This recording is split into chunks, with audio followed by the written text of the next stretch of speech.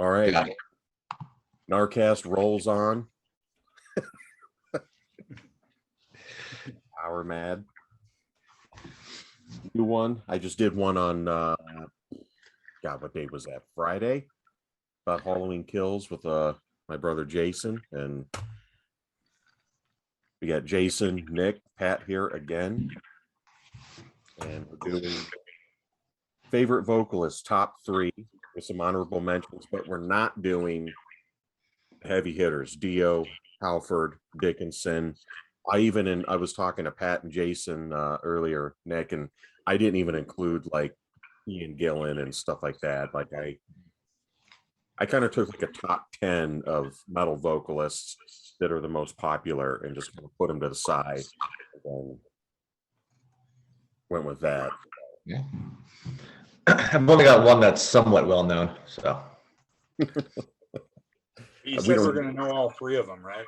Yeah, but you guys will know them. But I mean, like your general public will know them. Gotcha. Very cool. Well, yeah, I guess we can just jump right into it. And in the spirit of trying to keep this under 7.5 hours. Let's have to work in the morning. But Jason, it was your idea. Yeah, it was my idea, and It's already better than my idea. And we haven't done shit yet. so the question I have for everybody else is: would Dio, Halford, and Dickinson, would any of those would have been in your top 3? Because those are my top 3. I would say no, and that's only because to me they're so ingrained in kind of like, as long as I've listened to metal, that I just kind of take them for granted. They're just kind of there, you know, and not in a bad way. They're favorites, but not, I wouldn't consider them my favorites. I mean, Halford or Dickinson might have. Dio would not have made it into mine if we weren't excluding him. One of those other 2 possibly, but like I said, I just take them for granted. Dio definitely probably would have been in my top 3 if we weren't excluding it, for sure. Halford would have been in mine, definitely. Dickinson wouldn't have been in my top 30. So no, I'm just joking. Just because current Dickinson would be in your top 30. Are you guys going? Did you see he released the dates for his spoken word? Are you guys going to that? Yeah, but it's, he's playing to like 2,600 seat big theater, which I don't know. I'd rather see him. I don't know if he's going to fill it or not, but So I would go, but I would rather it be like, you know, 1,000 seat theater or something. So it's a little more intimate instead of Yeah. a big ass old church in Atlanta. He's doing it at with like 2 big fucking balconies, and it's, you know, him up on a little stage walking around talking. I don't know. I don't think I could do I'm going to see what the price is, since the prices aren't released until Friday. So but I'd like to, if it's affordable. So he's pulling a Henry Rollins, huh? Yeah, that's what I don't. What is he? I mean, obviously Rollins has his shtick that he does. And Rollins is different.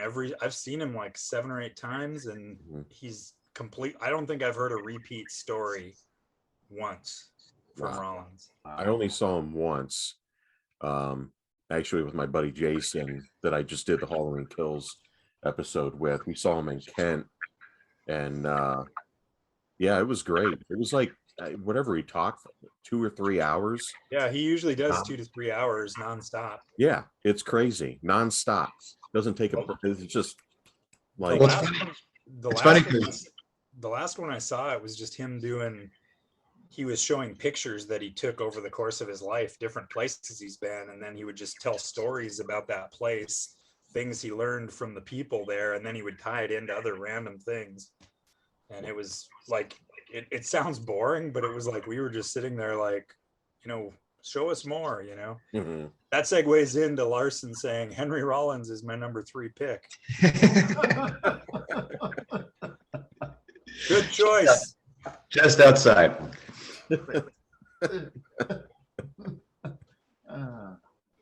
Well, yeah, we can, Jason, we can start with you. Okay. Well, I got 654, so just so that anybody that's listening knows, Dio, Halford, and Dickinson are, I call them the holy metal trinity. Mhm. They're just so incredibly important to my life and how I listen to music. So I've got 6x4. I've got a thrash metal vocalist, I've got a prog metal vocalist, and then I have my classic rock vocalist. And number 6 is my thrash metal guy. And I heard, although I haven't heard his material. When he kind of left this band for a while, he was doing like a country band on the side. I know who you got. Yeah. And,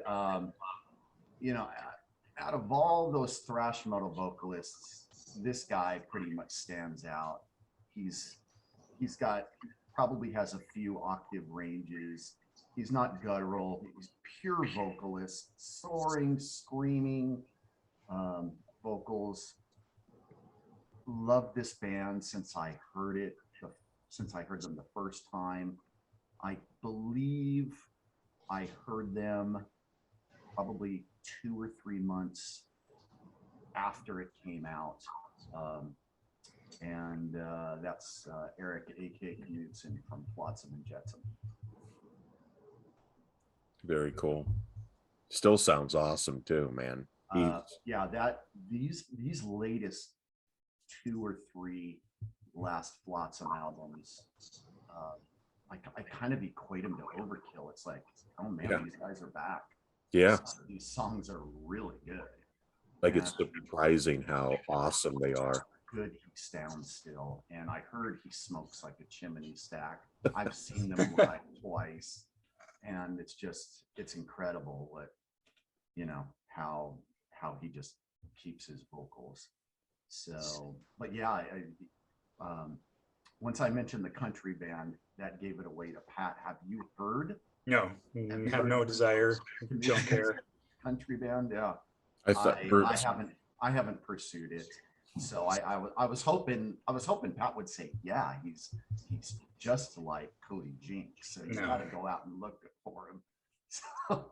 Other than I don't even know the new Flotsam stuff, honestly. I mean, I've listened to it. I've listened to the last handful when they've come out, and then I think I might own. Is it Ugly Noise? Was that the name of an album, or was that? Yeah, there's a couple more beyond that. No, I know. I've listened because there was that one that had the song Iron Maiden on it, which was kind of cool. Yeah, that was the self-titled album that came out, I believe, before this one. The new one's called Blood in the Water, and it's probably it'll make my top 15 2021. Oh, it'll be up there. Blue Hair Special. I'm sorry, Nick. Blue Hair Special. Absolutely. Yeah. Well, I tell you, when you said that, other than the thrash metal part, when you said that he did a country thing, I was like, did he really put Ron Keel? I was like, wow, that's yeah. So yeah, back in the 80s, Larson's like, back in the 80s, Ron Keel was fighting for our right to rock. Yes. Right to rock. Yeah.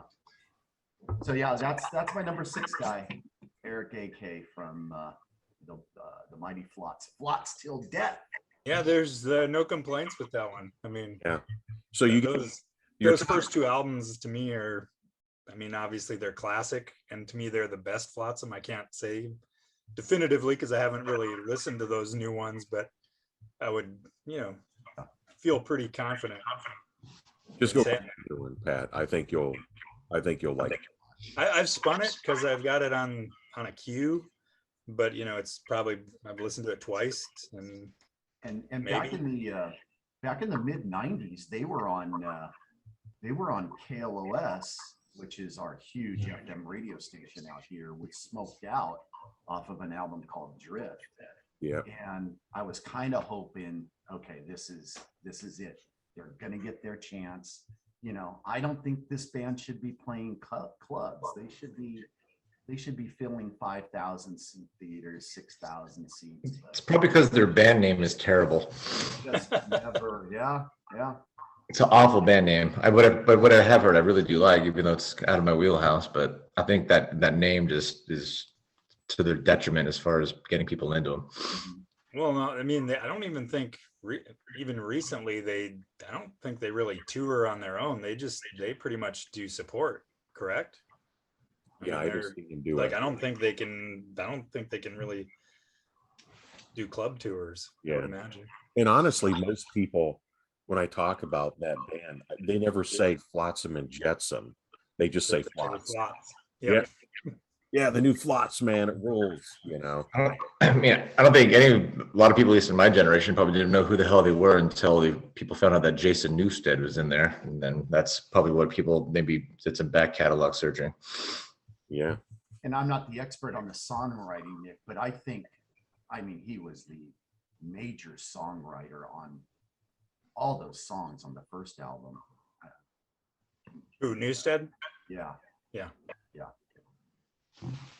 I thought you were going to say Eric AK because I was no. Because I know there's that. I think it's on The Cold. There's that song called "Kick Your Ass," and it's like, oh yeah, yeah. There's been there's been some stinkers. Well, it's a good pick, Jason, because his vocals now. I was talking with a buddy of mine when I got the new album, how well his voice has aged. Yeah. Where it's weathered, but he still has range, and it just sounds great. Still sounds just like him. Yeah, it's awesome. So, Larson, since you picked him, you have to do the Hari Kari from No Place for Disgrace. That scream that he does. Let's hear it. I don't even know what part you're talking about. It's when it slows down and then he screams, Hari Kari!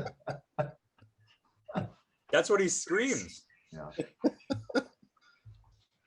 Well, we can come back to Jason doing that later. After you we might have to take an intermission. Yeah, let him build it up. Yeah. That'll be the VIP after the Patreon channel. Give 25 cents a month. All right, Nick, what do you got? We'll go to you next. I didn't rank mine per se, but these are just the top three that I really truly appreciate. And I was thinking, I don't know, it might be I don't know if they're necessarily the most technical vocalists. It's just or the band that I like, but just to me, just the important vocalists with technique as well, and just uniqueness. And it might not be like my favorite band. It's just vocalists I love as well. And someone who has not aged gracefully, even though they sound pretty similar to what they did, but they're not singing as much as they should in their own band. But I just love when people talk about influential 80s, 90s vocalists, does not get nearly enough attention and notoriety as how important they are. And that's Kai Hansen from Gamma Ray or Halloween. But just no one sounds like that guy. It's nasally, but beautiful at the same time. He sings one syllable, and you're like, that's Kai Hansen. Like on the new Halloween, as soon as you come in, Andy and Michael Keys a few times takes a sentence or two to figure out who's singing, but as soon as it's Kai, you just know. And just how important he was on those, on the first album, and then all those Gamma Ray albums. He's not technical at all, but he's just so important to the genre. But then also just the way he sounds, he's just no one could replicate what he does. And then obviously what he's done for power metal and early speed metal and all that. So he's my guy, especially playing guitar and writing all those important songs, and then just to sing the way he does, like that mid-era of Gamma Ray after Sheepers left and he started taking over those vocals, like those mid-90s to early 2000s. And they did that Blast from the Past where they re-recorded their older songs of Sheepers. He's just incredible. Like, he gives me goosebumps, and he's just absolutely phenomenal and very, very important. And he's like, even in Gamma Ray, he's kind of doing background vocals now, and they hired another guy to do live stuff. And he's not really singing on the Halloween that much. I think his vocals are pretty much on the way out, which kind of bums me out. So Yeah, he sings the little mellow part about the little aliens. Yeah. Yeah, and he has like 2 or 3 other little lines throughout the album. So it's like, God, there's not enough Kai on this album, but Yeah, Guardians from Halloween, probably top 2 Halloween songs for me. Kai Hansen. Oh, for me, that right. I get goosebumps every time I listen to it. The first time I heard it, got goosebumps, and I still to this day, it's not something that I've ever gotten sick of. I can always, if I want to feel happy but just charged, I put on Guardians. yeah, it's not the most pleasant listen, but it's not bad either. It's just Kai. It's just really strange, and all the harmonies he does himself on the album, and he has a great falsetto, and yeah, I just love him. Hey, you guys are obviously bigger Halloween fans than I. Kai's on all of Walls of Jericho, right? Yeah, that's him, and then also on the EP, and then the Judas single or EP, whatever you want to call it. I love Kai. I don't mind admitting I'm not an Andy Darris guy. There's something about his voice that just I'm like, fucking stand him. Yeah. Kai though, I wish Kai, like Nick, if his vocals were still up to par, I'd rather he be doing Halloween stuff because I love his voice so much. As soon as you mention Kai, I have, what is it, Heart of the Unicorn? Yep. Yeah, Going on in my head, and I love New World Order. I love Power Plant. What's that? Somewhere Out in Space. yep. Just awesome. Like, I know what you mean by the nasally, but it's not annoying. It's just so unique, and it fits the music perfectly. I love Kai. Yeah, I love his vocals. Preaching to the choir. Yeah. What Kip said, yes. not what I said, but what Kip said. Okay, that's cool. Yes. But very good. And I totally agree with Kip. I was thinking Heart of the Unicorn also, just that riff. Mm-hmm. And it's not a fast, it's just mid-paced, and it's perfect. What a killer tune. Oh, he's just like yelling, but it's perfect. It's just get you like pumped the whole time. But yeah, man, he's awesome and underrated guitar player and Underrated vocalist and underrated songwriter. Yeah. No, he's never meant. I mean, everyone recognizes his importance, but no one ever talks about him in those categories. You know. I agree. Excellent pick. You want to go next, Pat, or? Yeah, sure. So this one is a guy that I first heard, it was 84, 85, when my buddy got the debut album by this band. And we were blown away by the album, just the complete album. But the vocals, I just love the vocals on it. And after a couple albums, unfortunately, this guy left the band and didn't do a whole hell of a lot after that. So this is based primarily on 2 albums worth of material. I mean, he was in another band with a couple records and had a couple other associated albums come out, but this guy was kind of a screamer, was also snarly, a little nasally, could also kind of sing in a baritone. And that's David Wayne from Metal Church. First album, of course, the self-titled on there. Gods of Wrath. You kind of get to see the whole David Wayne picture. He sings, actually, then a lot of screaming and a lot of snarling. Then Battalions on that same album, he, when it kind of gets to the chorus, he's almost singing in some kind of odd baritone. Sadly, not going to really talk about the Reverend albums. Those are good, but I don't go to them a whole lot. But he came back to Metal Church for one album called Masterpiece, which is nothing special. And then he also had a solo album called Wayne, and I believe it was called Metal Church. And I spun that again this weekend and was like, oh God, it's terrible. His voice doesn't sound good at all. But those first 2 Metal Church albums,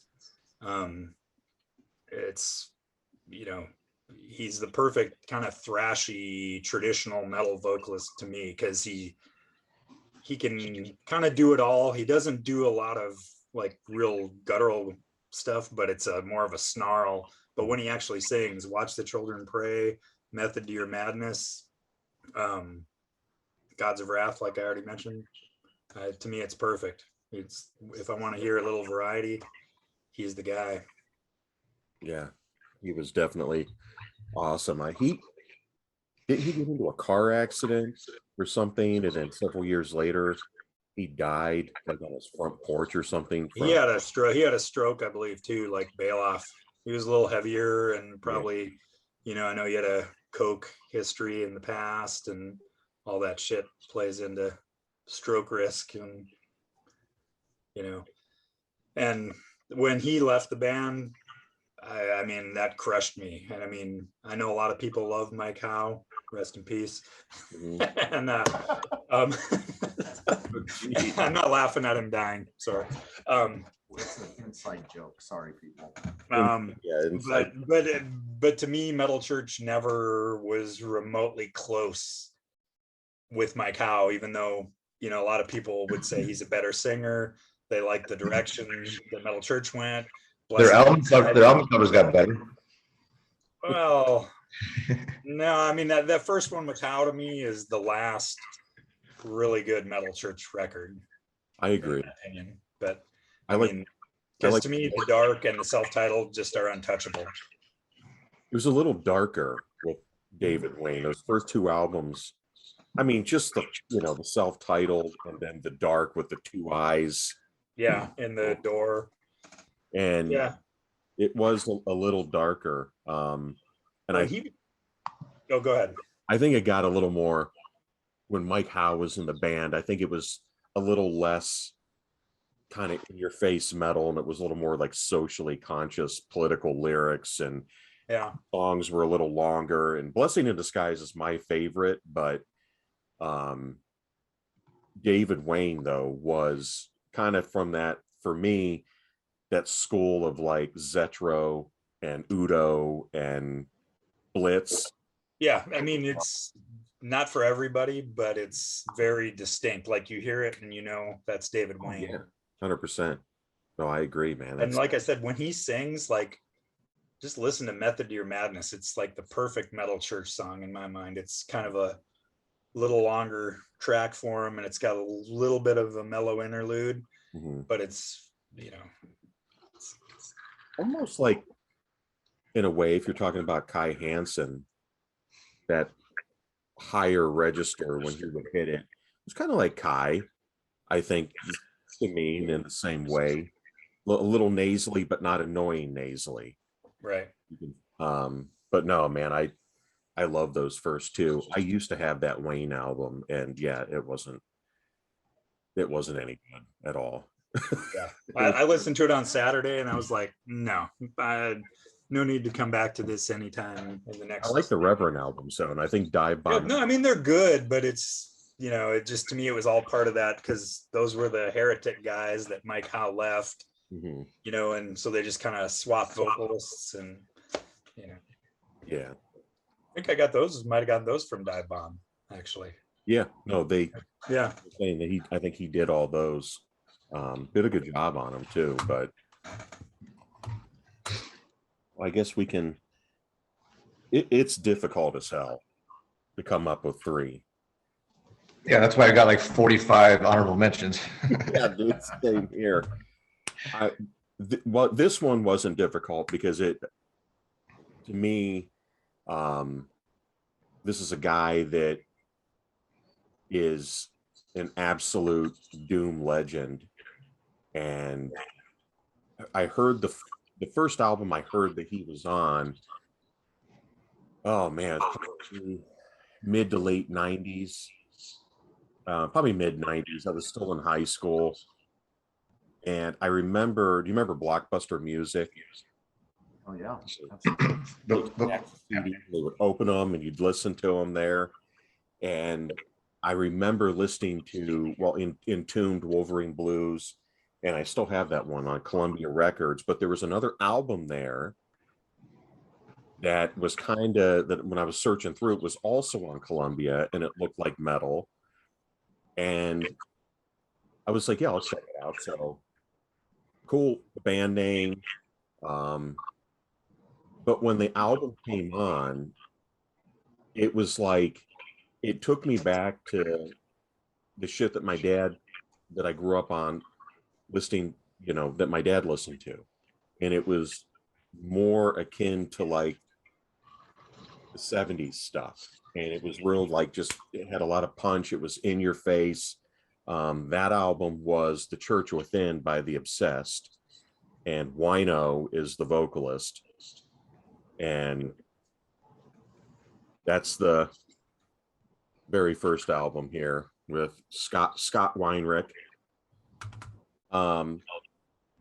Not, nothing like Kai Hansen, David Wayne, Eric A.K. There's not a lot of range, but there's a uniqueness to his voice that fits every band that he's in.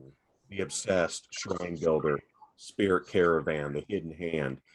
When he did a stint with St. Vitus. I was lucky enough to see The Obsessed a couple times. I saw Spirit Caravan once, saw Wino with St. Vitus once, and the guy is just an absolute, to me, a living legend. His vocals are like hypnotic to me. I don't know how to explain it. It's just one of those things that I remember when I put The Church Within on and I was listening to it, I thought, man, it sounds corny, but it's like, that's the band that I've always been searching for, everything about it. And I followed that guy since that day. I still have that album that I bought, and I followed him from that day. And I listened to an Obsessed album. I'm not joking. I'm kind of obsessed with the Obsessed. And I listened to something with Wino several times a week. And I don't know, man. The guy is just, he's a trooper. And I know I think the Obsessed, they were supposed to play that Psycho Las Vegas. And because of their vaccine mask mandates or whatever they had, he left.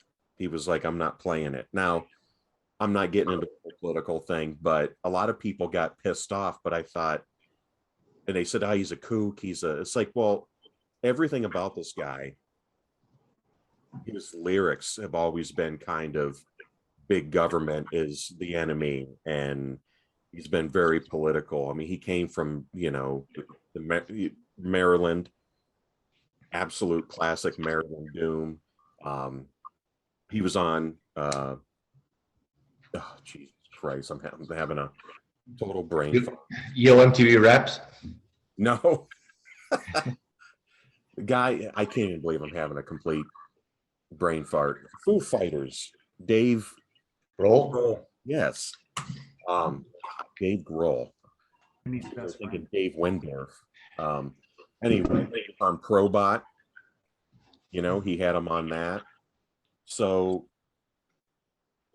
he's definitely a figure when it comes to like the Maryland doom scene. It's Scott Weinrich to me. It's Bobby Liebling from Pentagram. It's like those are the guys, and that's just more my direction. If I'm not going for Dickinson or Dio or Halford or Ian Gillan or somebody that's, oh, dude. That's it. That's it. I mean, I got it's ridiculous the crap I got from. Yeah, you're gonna pull out you're gonna be like an entire row. Yeah, here. here's my wino. I swear to God, every time Kit mentions the band, that band is directly behind him somehow. Or no, you could even mention it. You'll be like, oh yeah, that one from 1990 that had that funny cover. Oh yeah, right there. I finally got to meet him with St. Vitus, and it was at the Garage Shop in Cleveland, which is my favorite venue. Such a cool venue. It's where we see Fu Manchu all the time. It's small, but it's not too small. It's just a perfect size. And he came out afterwards and he looked absolutely pissed. He looked like this crusty old fuck that just didn't want to talk to anyone. And I walked up to him and I said, "Hey man," told him how much, his music meant to me and stuff like that. I said, I don't want to be cliched and just some, cornball, but I was like, "Dude, your vocals," and I kind of went into everything, and he just like put his arm around me. He was like, "Dude, I appreciate you coming out." And he was like literally the nicest, most down to earth dude. And then when we took the picture, it like I got a smile from ear to ear. And then he's just like, And then a couple years later, we went and saw The Obsessed. And we went to at the Grog Shop. We went to a restaurant right around the corner. And I was with my buddy Justin, and we're sitting there, and I look over, and Wino was with the band. And he looked over at me, and I had the St. Vitus shirt on. He looked over at me, and I looked over at him. And he just gave me a thumbs up, and I was just like, "Oh my God." That was my Beatles moment. But that's it, man. Scott Weinrich. I could list every album I own by him. Total fanboy, but he's definitely my top three are going to be, they're not ranked. I couldn't rank them. It was hard enough to get the top three. So my top three are just the top three. So that's my first one, Scott Weinrich. You have to send me some links because it's a band I've come across the name 1,000 times, but I've never spent any time with them. So text me a few links. Yeah, I'll text you. I don't think it's up your alley. I don't know. Who knows? You might like it, might not. But yeah, definitely. So it's all you, Jason. All right, my number 5 is prog metal vocalist. In my opinion, of the greatest prog metal band that I've ever heard. He was with them for 3 albums, and then I don't know the reason why he left, but he left. He reappeared in 2013, not with this band. Recorded 2 more albums with the guitarist of the greatest prog metal band that I've ever heard. And that vocalist was given away by Durkin on a post a day or 2 ago on the NAR group on Facebook. And the greatest prog metal album I've ever heard is right there. Awaken the Guardian. Yeah. And I've got to go with John Arch. Very cool. I might want to segue in here because he's one of my top 3 too. So we do have an interlap here. Yeah, go ahead. And this was one that kind of jumped back and forth between honorable mentions and being in my top 3, and I struggled with it a bit, but then I realized I had to put him on there, even though I'm not a huge prog metal fan at all. To me, those first, well, not even the first 3, I'm going to say the second and third Fates Warning albums are quintessential metal albums, not even prog, traditional, maybe even, kind of for the thrash people a little bit, because it was a little heavier than the way they went after he left. But I first heard him on Metal Massacre 5. There was a song called Soldier Boy by Fates Warning on it. And I was like, didn't think that much of the song, and the vocals, they were very distinctive. And I thought, it's kind of cool, but it wasn't enough to make me go out and buy that first Night on Brocken album. But then when The Spectre Within came out, I was like, you know what? I'm going to give this band a shot. Got it, and was like, holy shit, this vocalist is crazy. I mean, he's one of those guys to me, like Sean Killian of Violence, that you either love him or you hate him. He'll drive you nuts, or you're just going to be like, oh, this voice is like butter, and he's butter to me, just like Nick is. And, then Awaken the Guardian, to me, that album just capped off Fate's Warning career to me, because it's like once he left the band and Ray Alder came in, talk about nasally vocals that you hate. Oh, that No Exit album, can't stand it. They died for me. It was, to me, it was kind of like the Metal Church thing, but not much more severe, because I really did not like Ray Alder. And, you know, Parallels, I kind of like it. Perfect Symmetry, you know, it's all right. But after that, I probably own those records after those, but never really go back to them. And then those Arch Matheos albums, his voice has aged. I think we talked about it on another episode. It's like it hasn't, he went away from music for many years. I know we had the question on, because he had that EP that came out in the early 2000s. It's only 2 songs, 25 minutes long.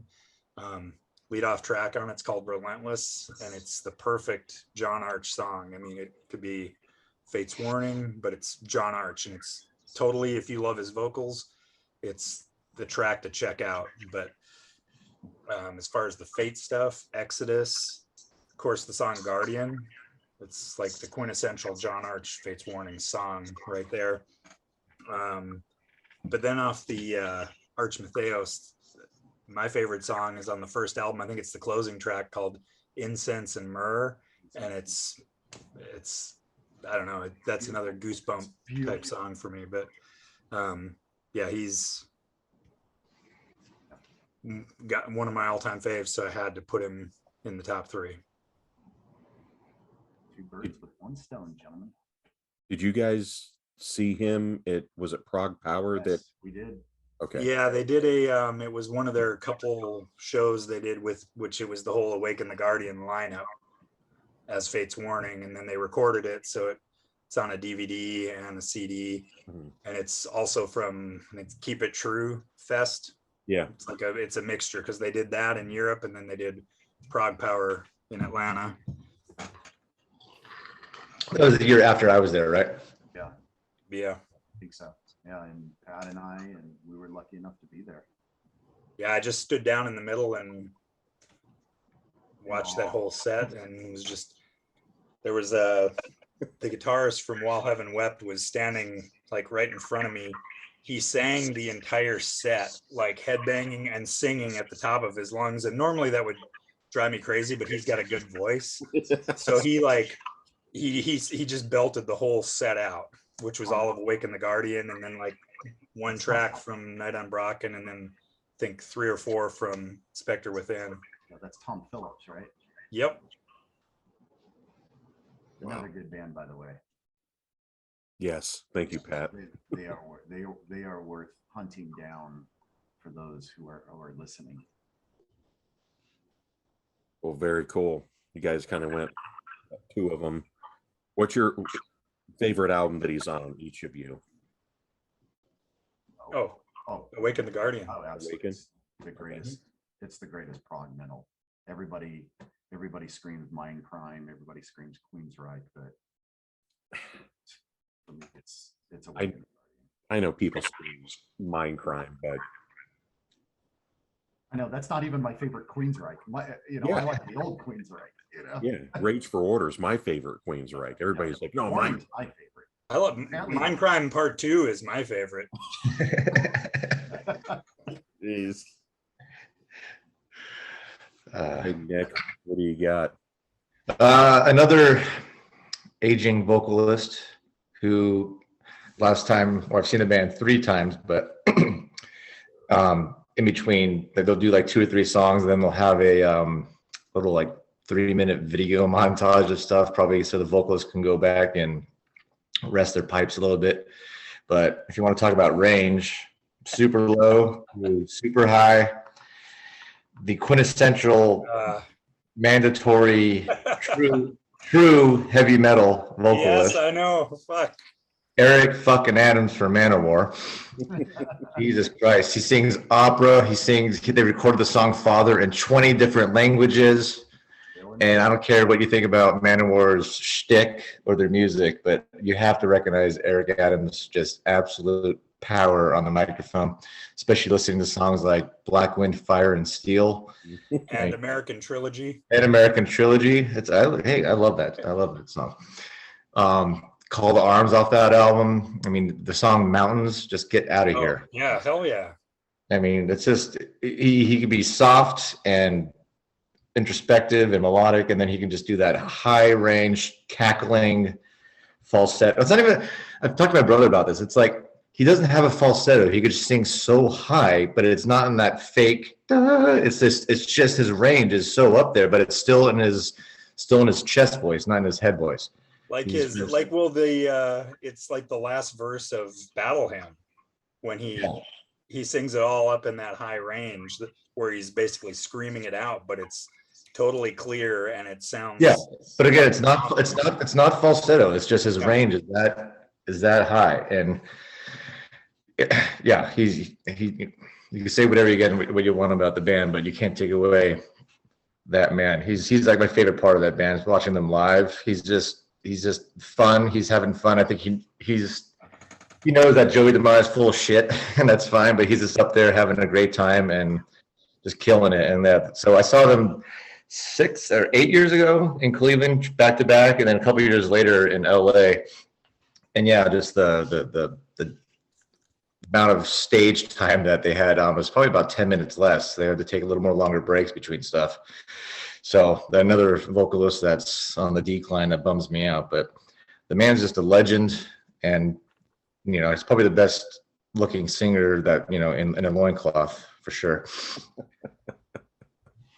Yeah, I mean, I have no complaints with him. He's got a fucking killer voice. I have a hard time with a lot of parts of Manowar, but his voice is definitely the high point of that band. I mean, in those early albums especially, I mean, those songs, Guyana, The Cult of the Damned, yeah, Mountains, Blood of My Enemies, it's just, he's... That's the one always, when he does the scream at the beginning of Blood of My Enemies, that, I mean, it's pure metal. It sounds cheesy, but if somebody's like, what is heavy metal? You play them Blood of the Kings. That's what you play them. Yeah. Yeah, it's just... it's got the big kind of build-up intro, and then the ending, I think, just same thing. Yeah, which is so good about him, too, though, because you could do that quintessential metal scream, but then, like, the intro to Blood of the Kings is just, it's melodic, and he has a really nice, clean singing voice, too, on top of all that. Mm-hmm. And then he can sing Elvis on American Trilogy, That's great. You ever hear, I think I played it for you, Nick, Edge of Sanity doing Blood of My Enemies? Yeah. And Dan Squano doing the clean vocals. Have you heard that, Pat? Mm-mm. No? Nope. Wow. I have to look it up. Jason, I think I'm writing it down here. I'll send it to you guys. It's I can't reach it, Nick. It's the case over here, so I won't be able to. Wow, it's not near him. Well, no, that's because it's in your Manowar cabinet.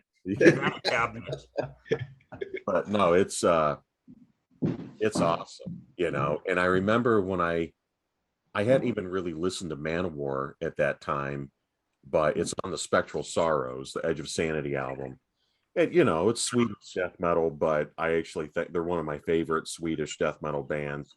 I think you'd like a lot of their stuff, Jason, if you're getting into like the older Amorphous, the heavier stuff. And Dan Spano's vocals are great. His clean vocals are but when Blood of My Enemies came on, I thought, I was like, this rules. Why isn't this song big? And I looked and I was like, oh, it's a Manowar cover. I was completely unaware. And then I like the older Manowar stuff. I don't like the later period, but I even like Fighting the World. I don't give a shit. I think I love blow your speakers. Oh yeah, blow your speakers. Yeah, I love that stuff. I wrote a letter to the MTV. I said, "What's going on? Don't you care about me?" The Cracker Jack clothes. Yeah. God, and then he also, the other favorite part about him is not just his voice, but the lines he gets to sing. Yeah. Just if you're not into metal, you are not my friend, and he just says it with such conviction. It's just amazing. Love that man. The mellow intro of Hail and Kill. Yeah, so great. Like if I was to have a drink with anyone in that band, like fuck Joey DeMaio, I want to hang out with Eric Adams because he just seems like just a cool dude. Plus he's another like Nugent way. He's just a big bow hunter. Like there's videos of him like VHS in the 90s of bow hunting with Eric Adams. Is he in his loincloth with just like a regular bow on a horseback? Yeah, but like a bow from the 1700s. Yeah. Awesome. I know I probably told you guys this before. I was watching a live bootleg of Man of War. And it was some show, and I think it was in New York City, some theater, probably early 90s, late 80s, early 90s. But Eric Adams is up, belting out, and then Joey DeMaio comes running and Eric Adams like knelt down, and Joey DeMaio was gonna jump over him. But when he jumped in midair, the fucking bass cord caught, and he just flipped back and fell down. It was like a bungee cord. It just pulled him right back. And Eric Adams never skipped a beat. He just stood up and just kept going. You could hear this boom. Gets back up, but classic. No, Eric Adams definitely. I remember the first time I ever heard about Man of War would have been Hit Parader in like 1984 or something. And they had a one-page article on Man of War, so they had the picture, so you knew what they were about from that. But then reading the article, it was talking about them touring around England, I think it was, and it was blowing my mind because I was reading Hit Parader, so it was like Van Halen, Judas Priest, Iron Maiden, all these bands playing to these big arenas. So I just kind of lumped everyone in, like all these are kind of big bands, and it was talking about them playing to like 500 people a night, and I was like, what? How come so few people are into them? But then the thing I remember the most about the article was about how they had a Nautilus machine that they took on tour with them for weightlifting to get like toned up before the show to get the glistening sweat and stuff. Sign on the hammer, boys. Yo. You ever do the Man of War salute? Oh yeah, always. Even at non-Man of War shows, when like the singer's like, let me hear you scream, I just do this. I know. I remember when they did the tour with Immortal. I never went, but I had a buddy that went and said that they brought a chick on stage, topless, and then another dude, and poured beer down her tits, and he drank beer off her tits. And that was just that's my favorite line of all time. Man of War on tour with Immortal. Yeah, they're both kind of they're the same version of two different genres. Yeah. A lot of people think that doesn't work. It's like, you don't know anything about Immortal then, because that absolutely. Abbott and Joey DeMaio are not too far apart. Yeah. Well, I guess I'll be next. This one, guy kind of died, no longer with us, but died at arguably as his peak, in my opinion. Kind of a shitty way that he died and what he did to certain people. I'll get into that in a second. You know who I'm going for? Yep. Ray Gillen. Badlands, yeah. Jakey Lee, Eric Singer.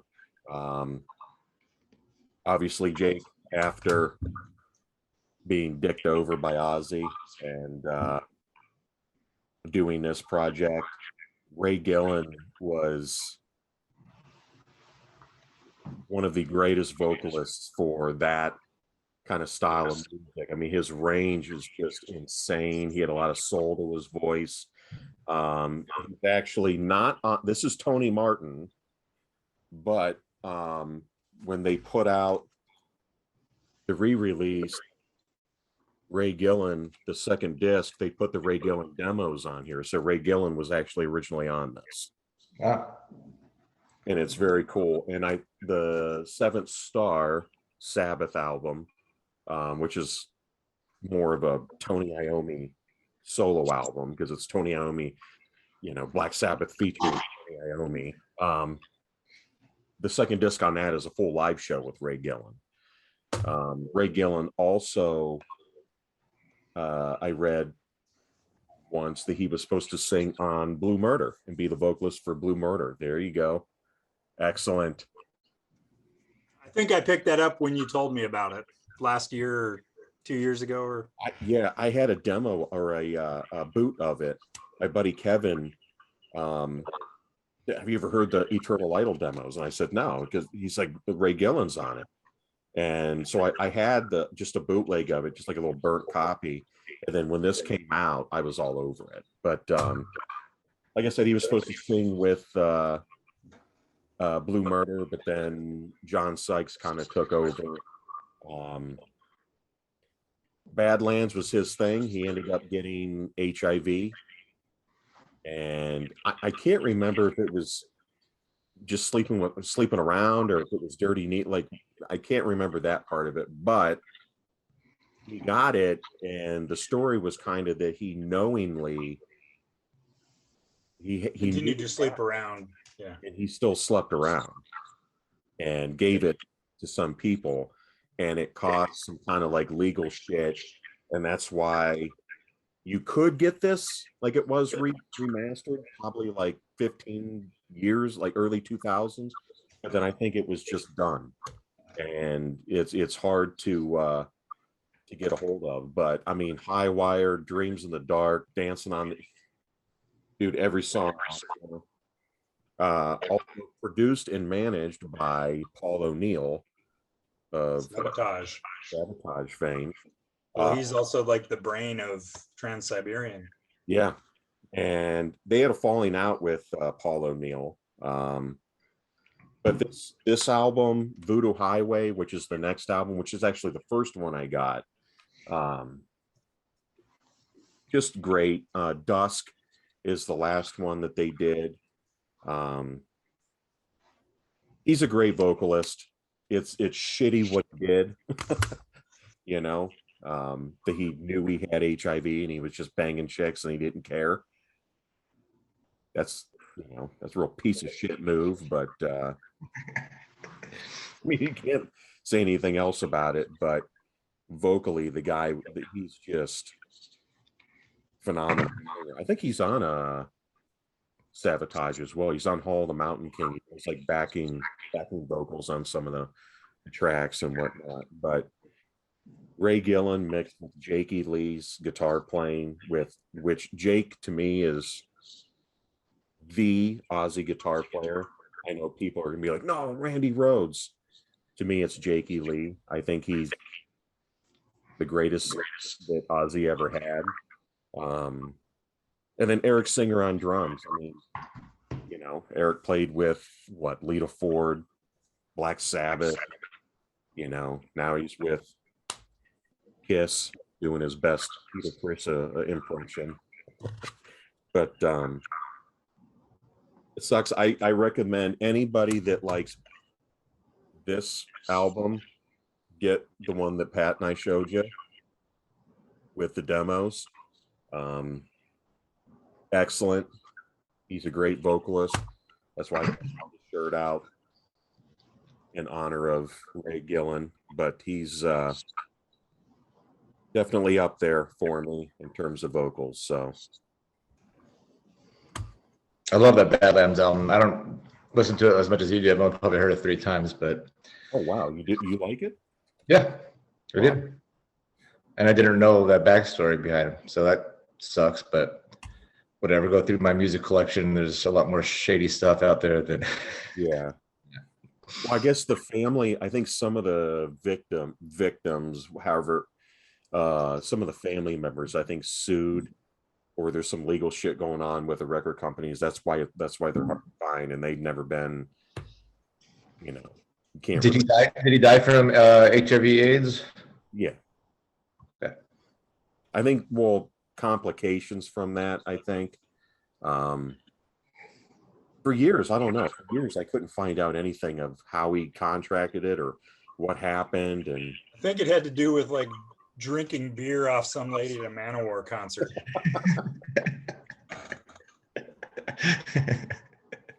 but yeah, I got couple guys on my list. I think one of my honorable mentions is also dead, but this guy, you know, would have loved. Mine are all still alive looking at him, so I'm doing better than you. Yes. As soon as Kit turns a fan of you, you die. So, like the Deadpool. Yeah. But yeah. So that's my second choice. So I guess we'll go back to Jason. All right, my number 4. I'm sure it's a trendy pick. I don't know if people will be upset at James the Brie. No, it's not. He's my classic rock guy. Passed away in what, 91? Prince. Right when I was really getting into the band, and I never got to see this band live. But I mean, just hit after hit after hit. He's left quite a huge legacy. There was a movie made about him 4 or 5 years ago. That's Freddie Mercury. I got to go Freddie Mercury. Just incredible range. I mean, I really started to notice the band when I saw the video footage on Live Aid back in '85, back when that was presented on cable TV. So, but you know, being a teenager, and I was just totally engulfed in heavy metal, and you know, Queen wasn't metal, and I just kind of put that aside, and which was obviously a huge mistake. So yeah, number 4, and I would group him with the Holy Trinity, except you know Freddie wasn't metal, but you know, that people like to call that 25 minutes at Live Aid the best live performance of all time. So what the story I like is that after that Live Aid performance, Elton John came up after him, which is kind of funny because I just bought tickets for Elton John in Phoenix last night. Saved myself, by the way, between Dodger Stadium and Phoenix. I got these 2 tickets for Phoenix. Yeah, they're up top. I got them for $70 a piece. I mean, I'm sitting up top at Dodger Stadium, probably after fees, and I'm spending $500. So I'm like, I'll just take the extra $350 and make a weekend out of it. So anyway, so the story goes, so Mercury's walking off stage, and he walks by Elton John, and Elton John is like, "You motherfucker, how am I supposed to follow that performance?" So, so number 4, Freddie Mercury. You know, I know people are sick and tired of talking about brain farts. Oh, Bohemian Rhapsody, but there's just so much. There's so much more to Queen besides Bohemian Rhapsody. So I'm a fan of especially the earlier. Oh, sure, stuff. Sure. Just vocally, that guy is otherworldly. Yeah. I mean, and he had that massive overbite, and I read several times that they said we can fix that, and he was like, because he was afraid that it would change how he sounded. So that's why he kept that huge overbite. I haven't seen the movie, and it's kind of just stupid reasons, I guess. Which one they do address the overbite on there as well. Do they? Yeah. Okay. Where he says, like, it makes me sing in multiple ranges, you know, because he was born with 4 extra teeth or something, he said. I mean, you got to think. I mean, I don't blame them. You know, yeah, they could have fixed it, but if they fixed it, you know, and he sounded like Jeff Tate sounds now, and it's screwed. You know, Jason, if it's any consolation, he was on my short list. Yeah. He got crossed off my honorable mentions because I couldn't really ignore him, and I was kind of in the same boat. A Queen record was one of the earlier albums I ever got, was Queen Greatest Hits, but then once I got into metal, I didn't think anything of him. Right. So it wasn't until the literally the early 2000s that I started going back and buying and listening to all those earlier Queen records, probably partly because of my neighbor saying, "Oh, you need to listen to those records." Plus there was a couple guys on the board back then that were big Queen fans, and you know, God, all those records. What's the one to go to? Because I only know all their singles, and I appreciate all of them, even Bohemian, but I only know all their the radio stuff.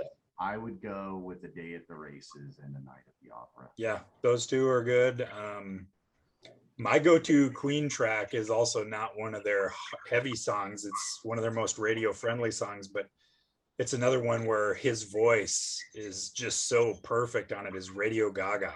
Oh, I love it because it's so emotional sounding to me. The keyboards are a little goofy, kind of, but man, his voice just soars more than it normally does. that's kind of like was it Who Wants to Live Forever from the Highlander.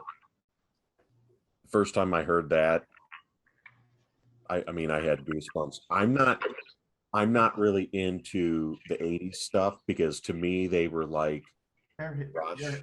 They're hitting. It was like Rush. Rush. Exactly. Yeah. It just got really. The 80s were hit and miss, but oh my God, when they hit, like Hammer to Fall. Oh, Hammer to Fall's great. Nick, just stay away from the video for I Want to Break Free. I'm sure I've seen the video. But it's Billy Squire quality. oh.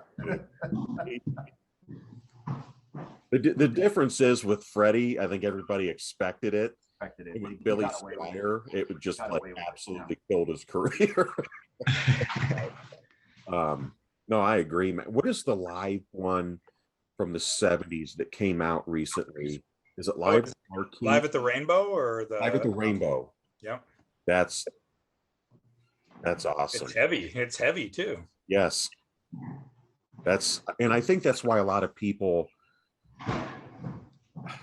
you know, they always argue over, you know, is Queen heavy metal or not? And it's like, they're like a lot of those 70s bands where they're so dynamic. They have songs that are metal and they have songs that aren't.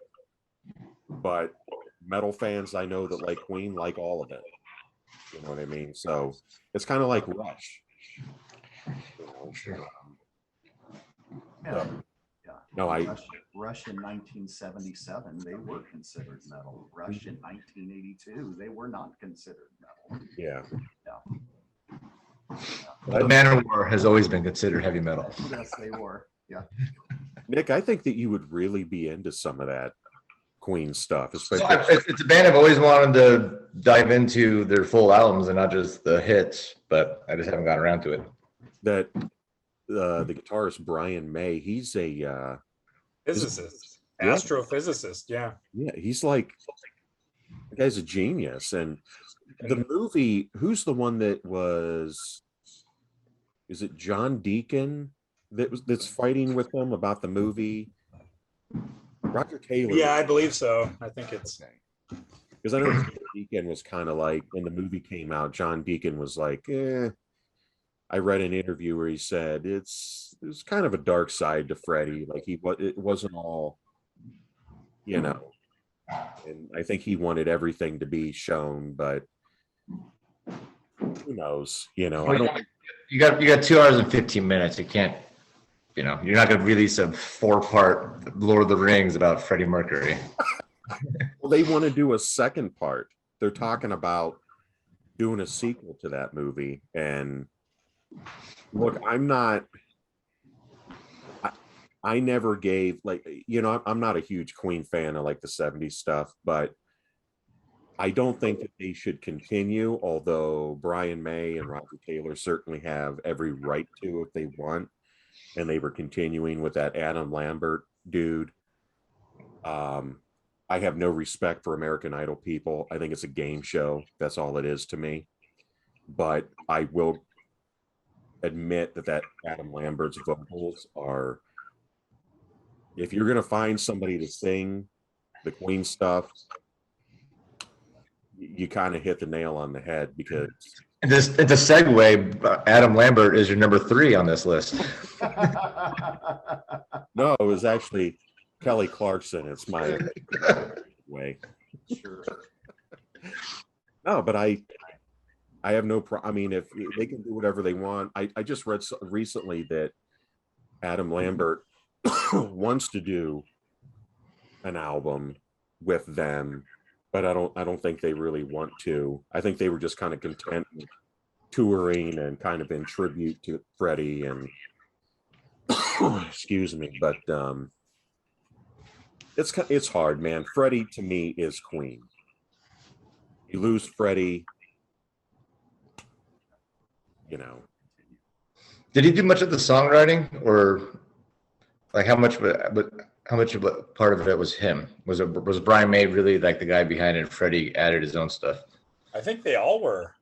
I think they were all like, I don't know, because I don't know Queen like that, but I believe they were all pretty heavy songwriters. Yeah. Okay. Oh, excellent choice. Yeah, and all those iconic bass lines in rock history, you know. John Deacon is in those top 10s, you know. Yeah, he doesn't sing though. He does not sing though. Mm-hmm. And he doesn't have a Jack Daniels bass either. No, he doesn't. And he doesn't have a loincloth or a bow and arrow. He should. I guess next we'll go with Pat. Back to Pat. All right. So I guess my last one of my 3 big ones. This was a band that I got turned on to in the early 2000s from, they had I think it was the leadoff track to a Knuckle Tracks sampler from Brave Words and Bloody Knuckles. And I listened to it and I was like, holy shit, this is amazing. And the singing was fucking awesome. Well, I got that album that came from and blew me away, and I became a full-on fan of this band. And then a handful of years later, before they released another album, I read that they were getting a singer, so they were losing the vocals of the guitarist that did the singing that I loved. And I was just like, oh fuck, I had just gotten into this band and they were awesome. There's no way they can replace those vocals. And I was dead wrong, because they released an album called Vast Oceans Lacrimose in 2009, and that's While Heaven Wept, who we've already talked about tonight. Tom Phillips was the original singer with them. Well, he played guitar, and he just carried on playing guitar and being the brain behind the band. And he brought in a guy named Hank Rayne Irving, whose range is just fucking incredible. Right on. And you know, I thought that Tom Phillips could really sing, but Hank Rayne Irving takes it to a whole nother level. He's of the 3 I picked, he's the purest singer of the group, and the way the band harmonizes with him, you can't go wrong with any of the Hank Rayne Irving releases. They've got 3 studio albums with him before they broke up, as well as a live record where you can hear him singing some of the Tom Phillips stuff as well. Seen him 4 times with him on vocals, had tickets to a 5th that canceled, and every time I've just stood there and watched the whole thing and just listened to his voice. And I think I'd mentioned to Tom Phillips once, not in person, but online, you know, I was real apprehensive when, you know, I read that they were going to be getting a singer to handle the singing and he was going to step away from it. And he just said, you need to trust me. There's a method to all this madness. And he was totally right. Not a band that's known by a lot of people, but I think should be. They're up there with I mean, I'd say Solitude Aeternus, Candlemass, not quite as kind of slow and doomy as those bands, but vocal wise, I think he's better than Robert Lowe, definitely better than Messiah Marcolin. And those, you know, the term epic is thrown around a lot, but they have some epic fucking songs. You know, lead off track to an album is 15 minutes long and it goes by, you know, in a snap. If anyone wants to check out songs, Vessel from Vast Oceans Lachrymose, incredible. Obsessions, Now Effigies, that's off Fear of Infinity. And then they're kind of, for vocal wise, the last album they put out, Suspended at Aphelion, the whole thing is perfect. Well, I have you to thank for getting me those, sending me. I always heard the band, or heard of them, you know. But both of those are excellent. I would absolutely say that they're epic as hell. Yeah. They deserve that 100%.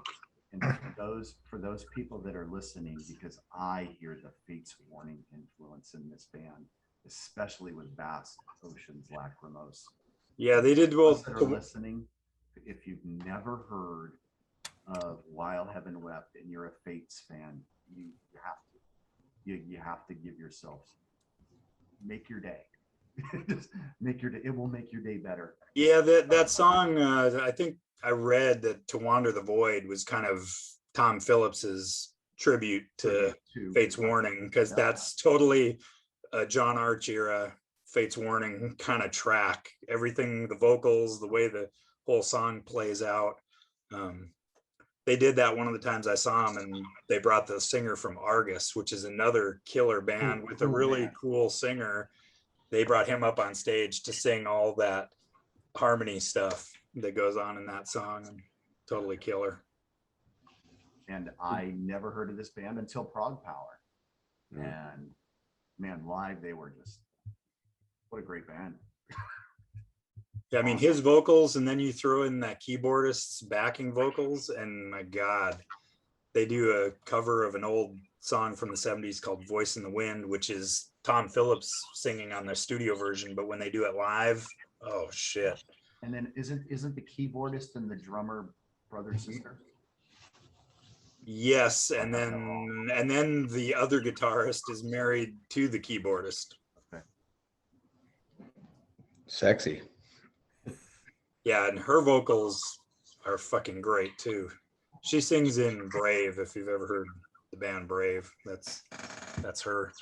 And what's the story of them disbanding, Pat?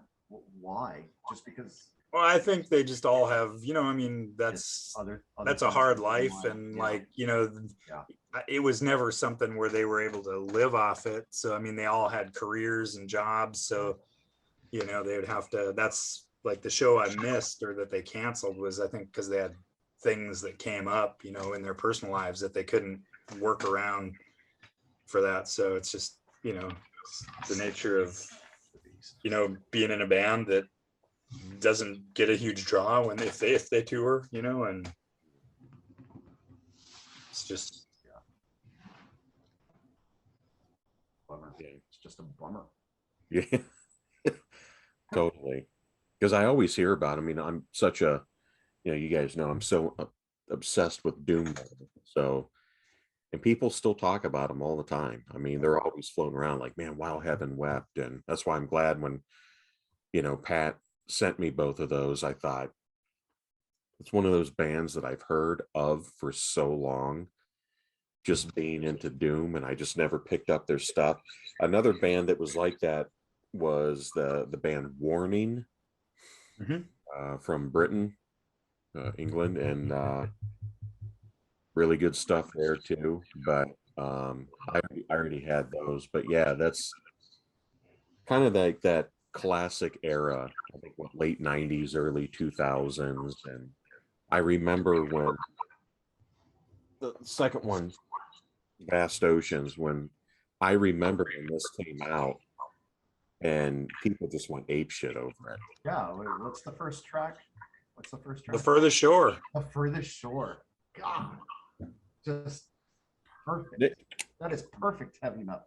It's Nick, I think you'd like this. Yeah, I'm gonna have to give it a peep, as Blessman would say. Yeah. Yeah. No, I really do think that you would dig it a lot. I mean, it's epic enough that it would fit in with kind of your vibe, you know, things Yeah. you're into. It's another one of those back then, early 2000s, mid 2000s. It's again the name just probably, I've seen that name before, but I would probably see that in the stores. It was like, oh my God, well, Heaven Wept. Okay. But you know, one of my honorable mentions later is My Dying Bride. So what the hell am I talking about? And they actually, I mean, that band has been around since like the 90s, Mhm. you know, under the name While Heaven Wept in different forms. And then kind of the core was like 2001 on, you know. Have you followed them?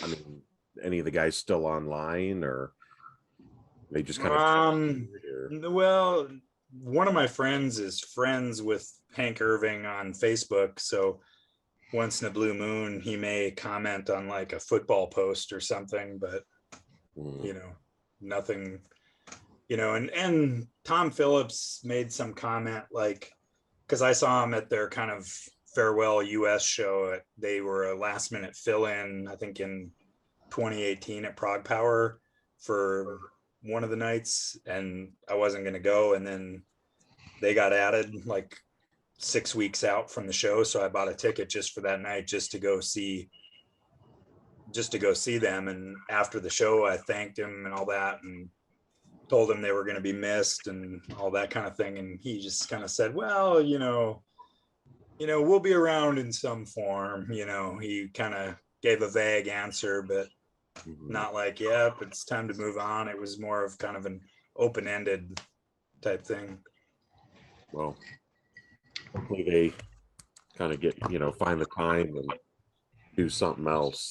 Seems like a lot of bands have been doing that recently, kind of reforming and coming back, and who knows. Another excellent choice, though. So, Nick, you? Is it me? Yeah. Or is it Nick? I think it's me. Yeah. Because your last Kip, right? Yeah. Speaking of excellent choices, my last one is an excellent choice. So I found out about the singer after he left the band, and I picked up their third album at a used CD place, Everyday Music in town. And the cover looked cool, whatever. It was $7. I bought it. And that singer was okay. The music was great. But at the end of that album, track 10, there's this like 90-minute outro. I'm like, okay, that is not the same singer. Who the hell's that? And I look it up, and it's this guy.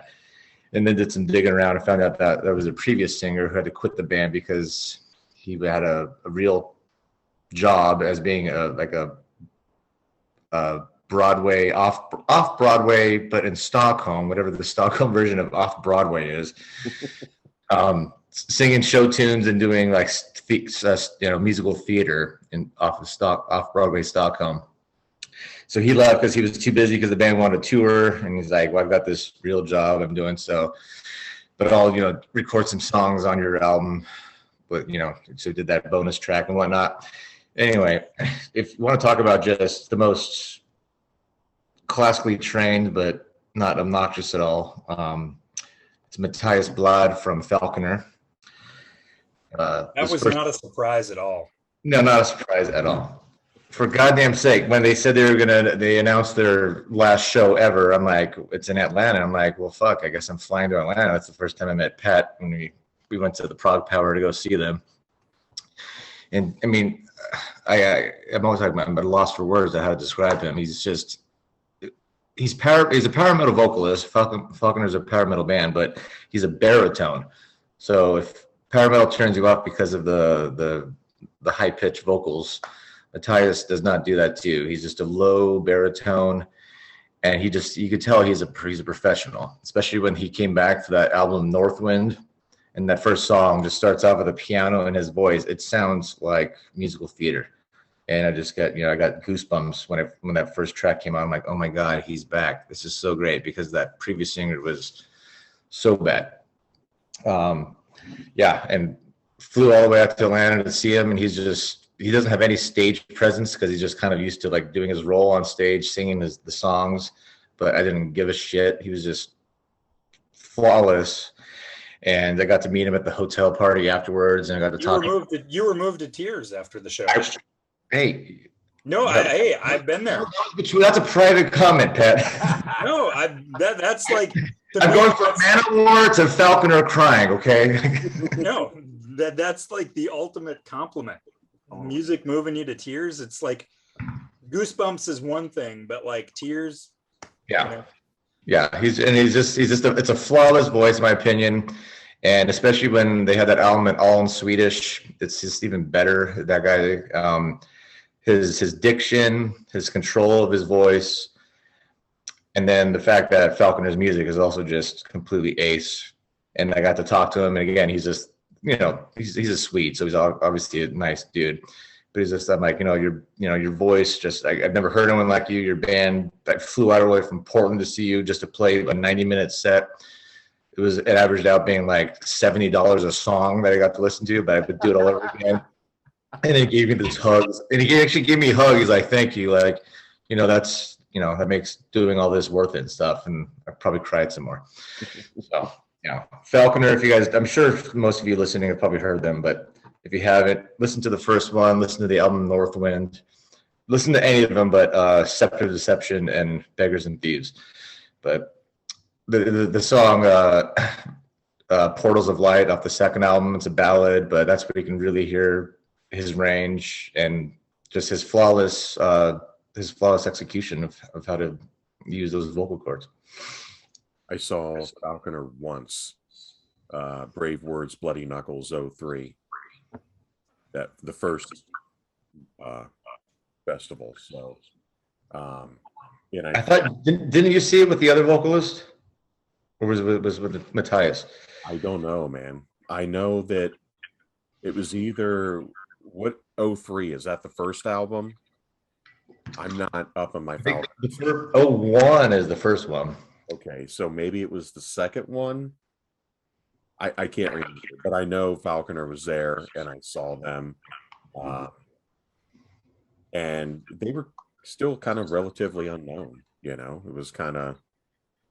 And aren't those guys from, or maybe I'm thinking of another band. Aren't those guys? You saw 03? Yeah. That's when they had the other singer. Okay. Yeah.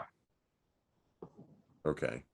Whose name I won't mention. He's not that bad. This is kind of like the same thing with Blaze. Like the first album they wrote for the previous vocalist, so it was still okay because the songs were good, but his voice didn't really fit it. And then this next album they wrote for that vocalist, it was just garbage, so they got rid of him.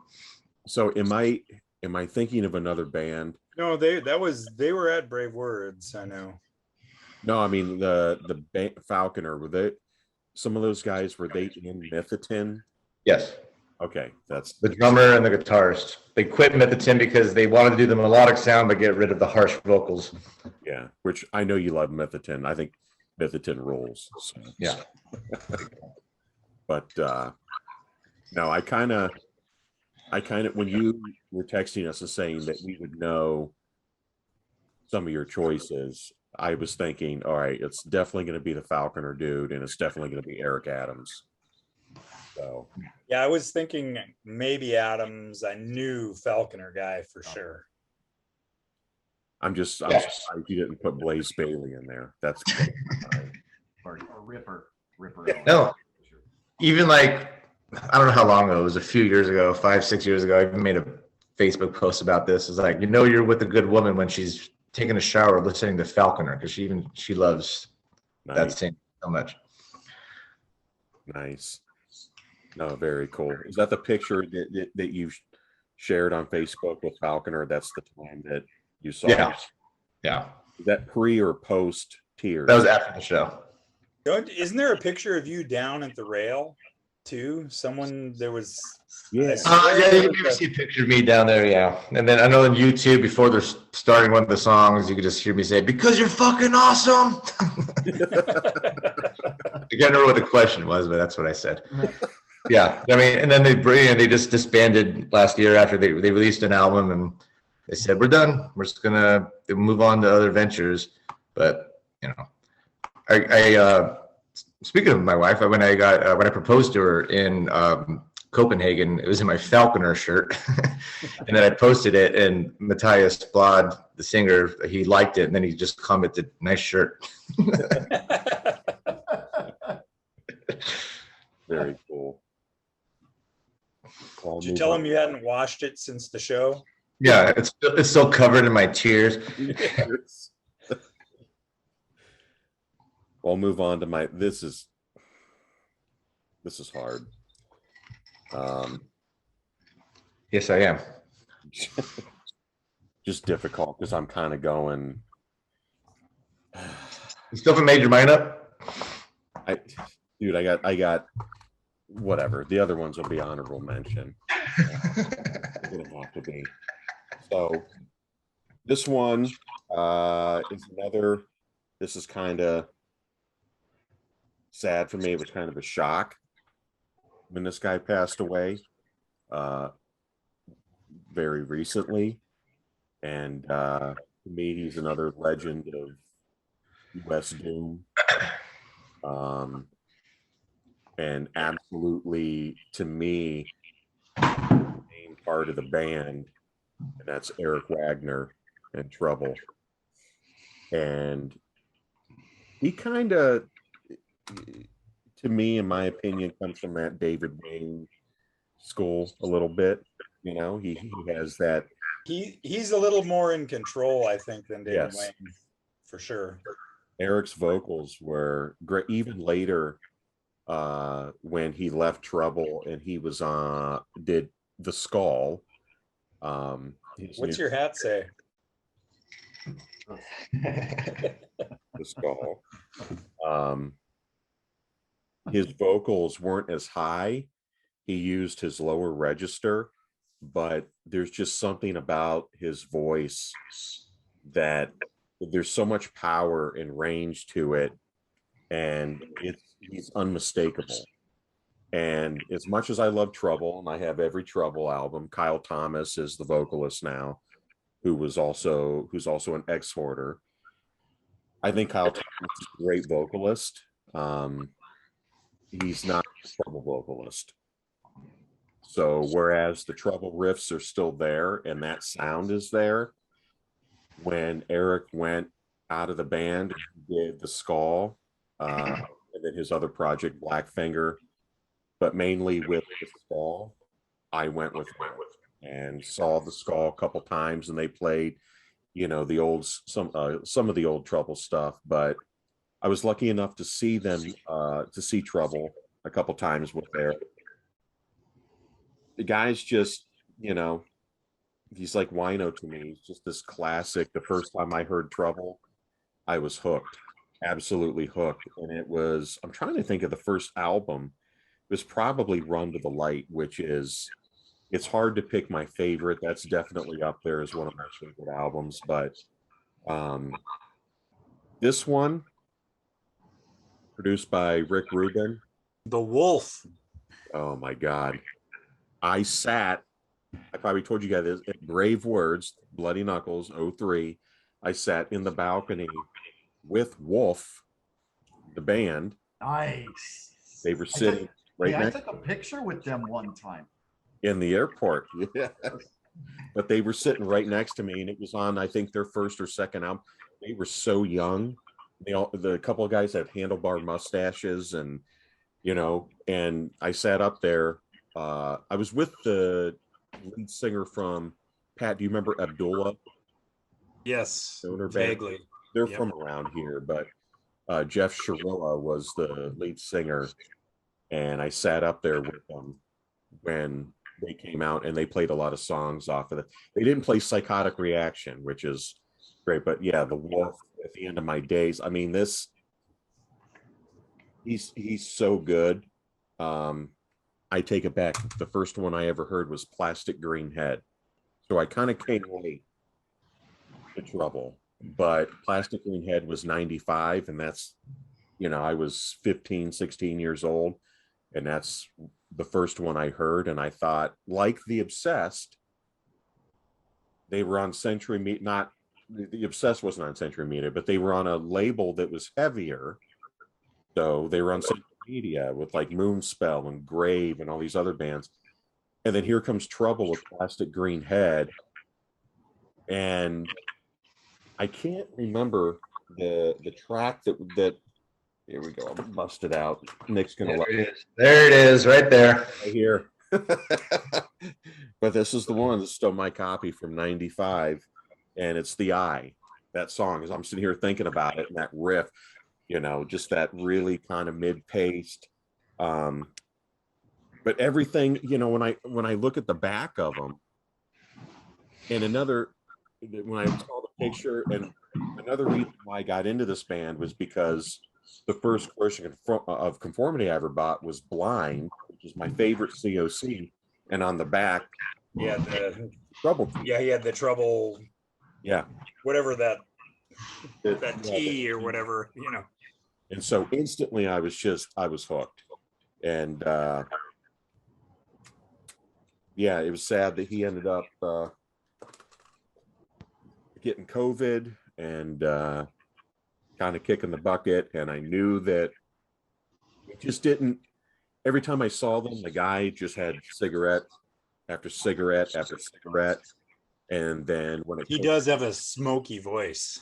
yes, Like he's got, you can tell he's like a Blitz, you know.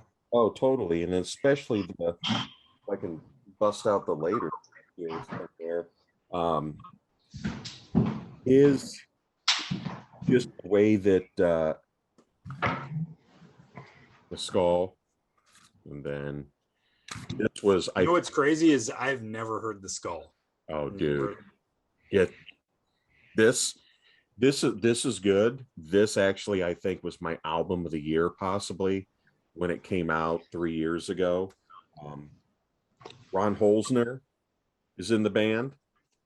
Holzner was also with Trouble for a little bit, but this is, he doesn't sing high, it's lower register, but this album from beginning to end. What's that? The Endless Road Turns Dark. Yes. All right. Excellent. I was looking, it's on TP Records, so you can find it's pretty readily available. But this whole album was just like an absolute fucking doom masterpiece. And as soon as I read that, hey, Eric has COVID, I thought, man, this ain't good. He ain't gonna. Like it, because it was like, it wasn't he had COVID, it was he's hospitalized with COVID. Exactly. And then I woke up a couple days later and I was just kind of going through my phone on Facebook, and then it showed his page and everything was black. And I went, oh my God, dude. This. And then I think it was a day after that they came out and said, yeah, he died. And I was like, but they were on the tour. And if I remember correctly, everybody in the band got it. He was the one that died. At least a couple people in the band. So, I mean, it sucks. It was surreal, man. It affected me as much as Dio and Eddie Van Halen in a lot of ways. I mean, it was just such a huge blow. And this album is the shit. And it was hard to find for a long time. I have it on Deaf American, produced by Rick Rubin, but Hammerheart Records redid their albums. You can actually get this in Manic Frustration. The problem was when those came out last year or the year, I can't remember, Eric put out saying that something to say he didn't receive a dime from them. So I never bought them. Just because I was like, you know, I think the other guys in the band did it.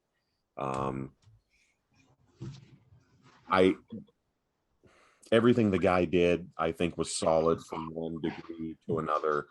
My favorite era from Trouble, Plastic Green Head, down to the beginning, and then the Skull albums. And Blackfinger's pretty cool, but that latest Trouble for me, I think they got better with age. Not saying every album was better, but you know, I would say like Run to the Light on up, or were I prefer them more. Like, I like the Manic Frustration, Plastic Green Head, but Run to the Light, as far as the early albums go, I hardly ever go to Psalm 9. I hardly ever go to The Skull. Yeah. But Run to the Light. Larson, are you a Trouble fan?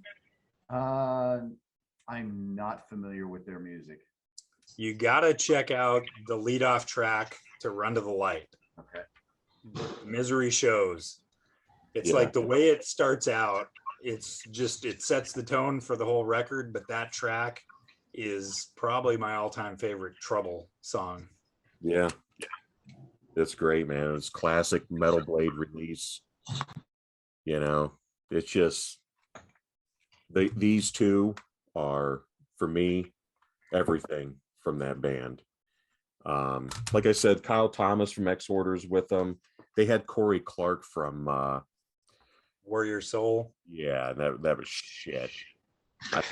That dude's vocals suck so bad. It's difficult when you got somebody like Eric Wagner in the band, like Freddie Mercury. Yeah. Like if Eric Adams, God forbid, kicked the bucket and then Manowar decided to carry on and they got somebody that they got like Blake Bailey, you'd be like, Ripper Owens. Oh, jeez. I think at least Ripper here in Akron, the three Tremors are playing at a club here. Was it Ripper, Harry Conklin, and that Sean Peck? Oh, come on. No. But Harry Conklin, I just forgot. He could have made my honorable mention. I love Harry Conklin. Dude, if it was Conklin and Ripper, I'd go. That fucking Sean Peck dude sucks. I can't stand his voice. That Michael Denner and Hank Sherman. Oh no, don't even talk about it. That's sacrilege. That's like, of all the guys you could go get, of all the people that would probably want to sing on that, and you get that motherfucker. Yeah, dude, I was so bummed. Have you heard that, Jason? Yeah, I think that was one of the first albums I ever bought, like just a download of, when you had to buy, not streaming, but buy a digital download, and I was just like, fuck. It's just like, I can't stand that guy. I've seen that band once, and I was like, ugh, who's Sean Peck? I'm trying to remember. Cage. Yeah. Oh, Cage. Okay. San Diego, Cage. He's not good. I don't get it. And I don't know. Maybe I don't know. I'd love to go see Conklin and Ripper. Especially Conklin, man. Yeah. Conklin's like the Dudley Moore of heavy metal. He's so good. I saw Jag Panzer once, and it was great. It was Chris Broderick was still in the band. Mark Brody had braces, which is funny. And then I remember Conklin came out, dude. That he absolutely rolled. His hair was slicked back, and he had gloves on. Another like gauntlets going on. So good.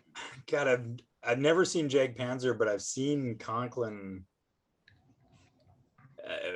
Was he when he left for that big chunk of time when maybe Jag Panzer wasn't even around? I think it was called Tyrant. Yeah, but Jag Panzer was still going. Yeah, so I think that's like what's the one before Age of Mastery, before he was out, before he was back in? Yeah, because I saw him in Colorado Springs when I was in the Army, and I was like, oh my I think it just was billed as featuring members or a member of Jag Panzer, and I was like, hey, I remember that song Eyes of the Night. Hell yeah, I'll go see this at the lab. And what is the song? Is it Leather Viper Metal? But he was like going up to people in the front row doing like a Cobra Strike. And and people were going, me, and he would come over and be like, I wonder if him and Ripper's going to get up there and shadow box, and he's going to Viper people, and then shadow box the Viper. And then Sean Peck's going to lull everybody to sleep. Oh God. I thought, the three Tremors. I didn't know who was in it. And then it was like, okay, good. Ripper. All right, Conklin. Oh, fucking Sean Peck, dude. I ain't going to that. And then I heard the song, and it was like, ugh. But I'll run through my honorable mentions real quick. Anders Zangberg, Sorcerer. This guy's vocals. He's when I sent you guys the new one when he does When Death Calls, the Sabbath cover. Yeah. This guy's voice is just unreal. Like, he needs to be recognized way more for how he sounds. You brought up Robert Lowe. Yep. Candlemass. Those first two Solitude albums, especially. Dude. Absolutely. Have you heard these, Jason or Nick? Yep. The first two? Heard that one, I think, from because Pat talked about it, right? One of you two did. Well, we were both, I think Kip was probably talking about it, and we were going. Marquee actually put those first two out. Oh, did nicely back in the probably 10 years ago, 15 years ago. Yeah, this is still my Road Racer copy. These first two were classic. I brought up Bobby Liebling, one of the greatest frontmen ever. The guy's kind of really, he's a mess. But I'll tell you what, he's a madman. My buddy Jason and I saw him in Akron play to about 10 people. Oh, wow. That's it. And that guy came out like it was Madison Square Garden. He didn't give a shit that there was nobody there. It was amazing. And Pentagram is absolutely legendary. This one, I know Nick, this is kind of my non-metal one, but I know Nick will be with me on this. That's Ryan Adams. I don't give a shit. This guy to me is like a modern day Neil Young. Everything he does is just pure gold as far as I'm concerned. Ryan Adams fucking rules. Awesome, man. Just Killing Joke, Jazz Coleman. I got to go with Jazz. I love his voice is one of the most unique. He's got this growl, but then this like really smooth, like just everything in between. Killing Joke is one of the most influential bands for so many different people, whether you're talking about, you know, the Seattle scene or thrash metal or whatever. Like these guys, Dave Windorff. This was one of the hard ones to not make my top three. Dave to me is like Phil Lynette. Vocally, lyrically, he's like a stoner Phil, because this guy is all over the place. He's an absolute genius. Phil on someone? Phil Lynette. Thin Lizzy. I heard that. Yeah. If we were talking Phil up to Cowboys, I would say yeah, because his vocals were great, but then they just, you know, Rhett Forrester. Rhett also sang with Riot, yeah. Mrs. Breed, and Born in America. Another one that died, he was carjacked and shot, killed back in '94. Did you ever see that music video with him and the female cops arresting him? Who's that? Red Forrester. That album, I don't know, it's like VHS of like hard and heavy VHS. I can't remember the song, but it's this black and white scene in some alley where two female cops like arrest him and then start stripping him. I've never seen that, but Jack Starr. This one's real. I could have pulled out the Riot ones, but Jack Starr played with Virgin Steel, and this is kind of an album that they did. Really, really fucking cool album. My last one's gonna piss Nick off, and I don't care. Paul Stanley? No. Gene Simmons. I I don't give a shit what people say. I was talking about this with my buddy Jason, my brother Jason, and we're talking about, and I said, you know what, man? Everybody always talks about Paul, and I don't give a shit.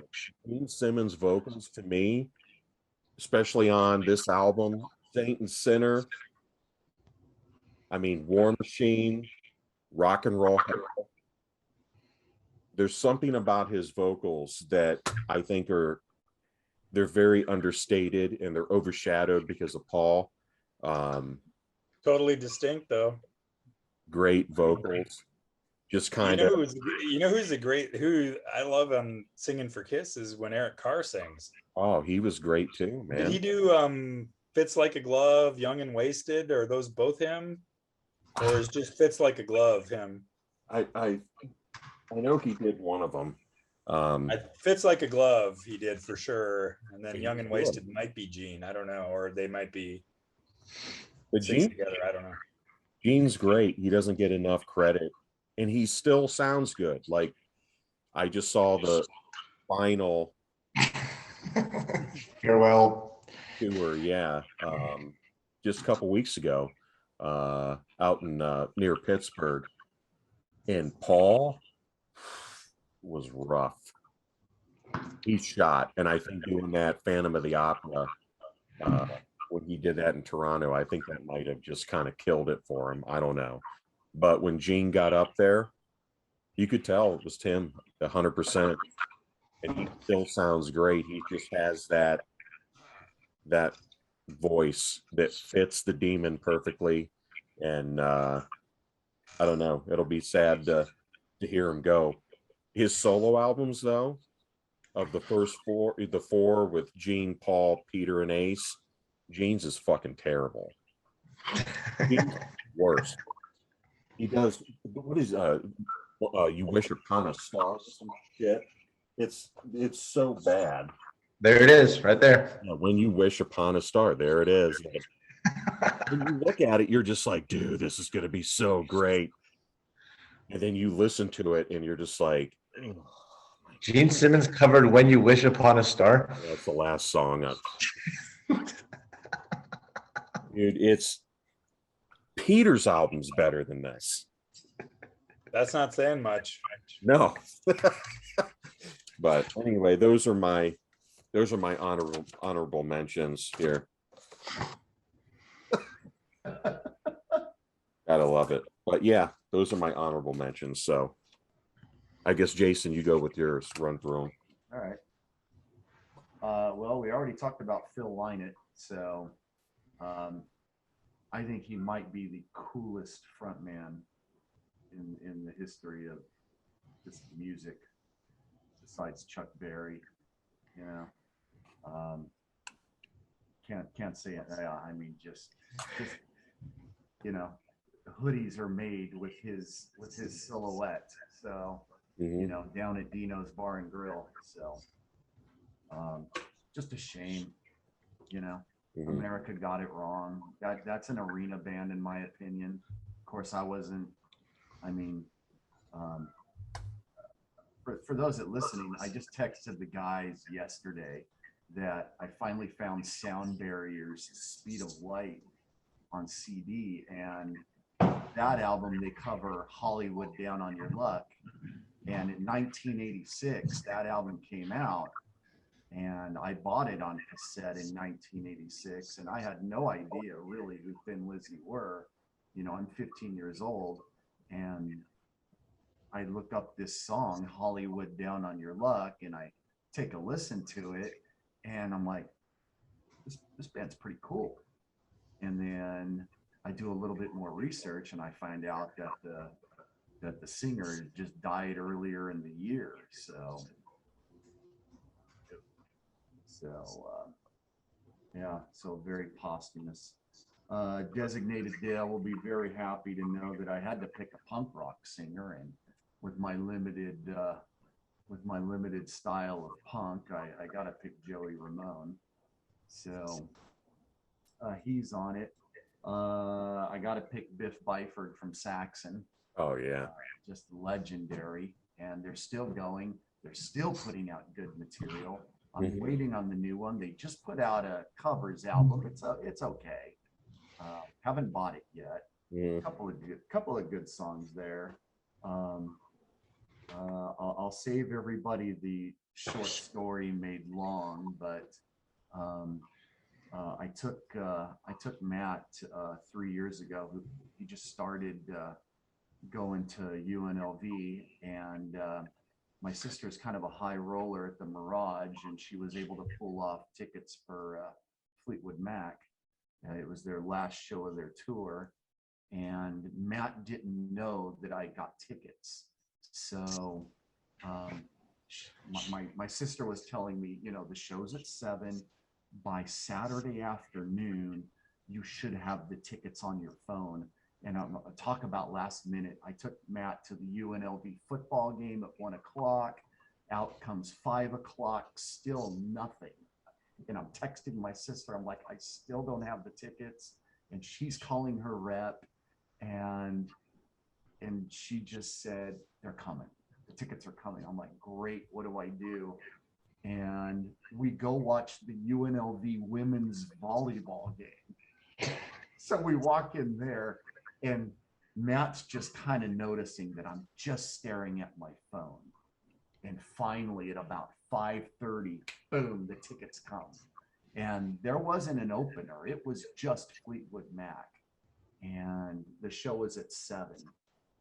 And it wasn't until we were walking to T-Mobile Arena that he knew that he was going to the Fleetwood Mac show. And Nick, I brought my son to tears. So, and then during the performance, you know, Stevie plays Landslide, and I'm in tears because the song is just so freaking brilliant. So I got to go with Stevie Nicks too. So I got to bring a lady in there. I just started listening to this death metal band 5 or 6 years ago. Everybody knows that I'm slowly getting into the black metal and death metal, and I now finally, it's way too late, but I finally appreciate the absolute brilliance of Chuck Schuldiner. So I'm going to throw in Chuck, and I got to bring in another female. This one is kind of obscure. I'm sure you guys know who she is. Everybody raves on Lee Aaron, on Lita Ford, but for me, the quintessential heavy metal female vocalist is Leather Leone from the Chastain days. She just sounds mean and killer, and I just love the way she delivers. And I'm going to throw in Bon Scott too, because he was almost as cool as Phil. So Bon Scott was cool. Phil, in my opinion, is the coolest. And 2, 4, 6, that's 7. So I didn't have 8, I had 7. Check out Dive Bomb Records. They put out those Chastain albums. Yeah, I already got them all. Field is all over. I got them all on Shrapnel. So Very cool. Yeah, but yeah, Leather Leone, man, just she's female metal. She's perfect. Mm-hmm. Just super cool. She's like a female Dio to me almost. She just There you go. Yeah, very cool. Go ahead, Pat. All right, honorable mentions. I got Greg Graffin. I don't know if anyone knows him. Bad Religion. Mm-hmm. Unmistakable vocalist. Got turned on to him, you know, early 90s. I'd heard of the band, but didn't know anything about him. And when I was in the Army, my buddy loaned me No Control. And from there, I was hooked on that band. And what caught me was his vocals, his lyrics, all of it. And he's someone that could have made it almost into my top 3, but not quite. Another thrash guy that I really debated back and forth over was Chuck Billy.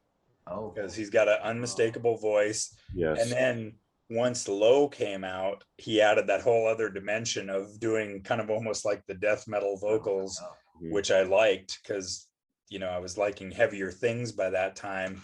And that album's totally underrated in my opinion. I mean, I still prefer the first 2 over anything else, but I think he's a great singer. You know, he's got some melody to him, but he's still rough. He's cleaner than David Wayne for sure.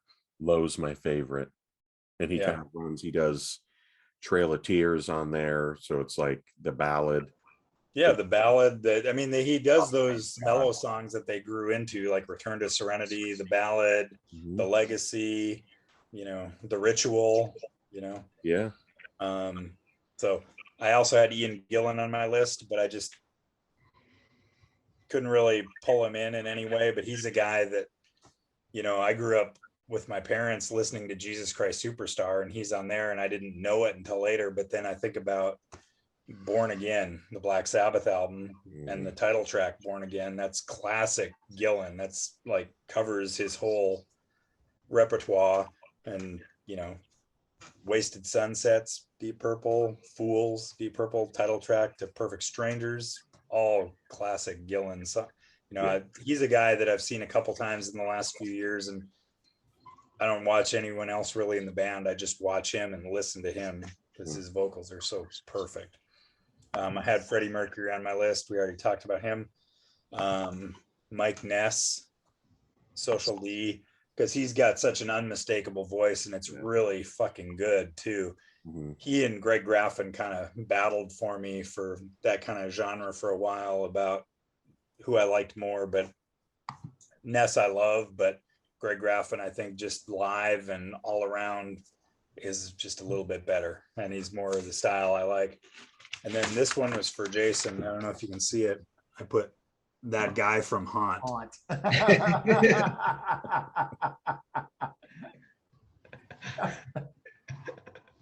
Best vocalist, easily. Best nondescript vocalist ever.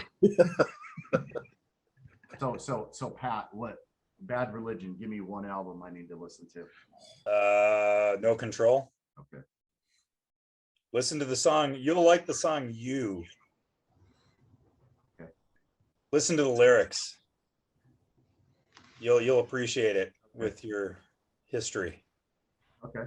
He's also got a great way of throwing the word fuck in. He was like, there's a place where everyone can be happy. It's the most beautiful place in the whole fucking world. It's just, he throws it in every now and then.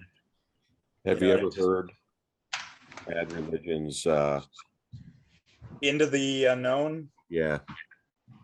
Yeah, I had release. Brian Munson had sent me a burn of it back in the early days of the Brave Board in the early 2000s, and I don't have it anymore, and I kind of wish I did, because it's like it's, you know, not something I'd return to, but I would like to listen to it again. It's like 80s Rush.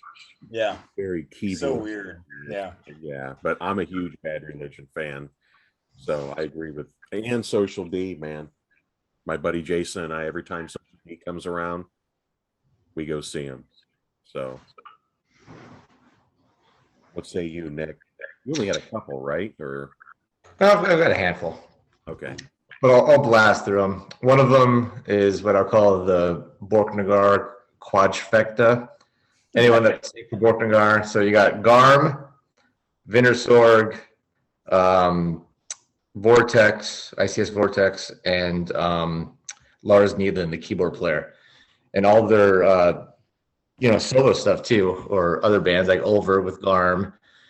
You got Vintersorg solo stuff, Vortex backing up Dumurberger, and Lars Needland with Soulfald. They're all four of them could be leading their own bands, but then they all come together at points here and there in Borknagar. All four of those fuckers are just great. Singer for Lost Horizon, dude, Daniel Hyman. Yes. What was his stage name? I'm looking it up right now. Ethereal Magnanimous. Yeah. He was out of the picture for like 15 years, and then Warrior Path just picked him up on the new album. Dude's just a great tenor, falsetto, power metal vocalist. Yeah, I agree. Yeah, got to get that. The band Managarm, the drummer, also is also the vocalist. Eric's I don't know, Swanow? I don't know.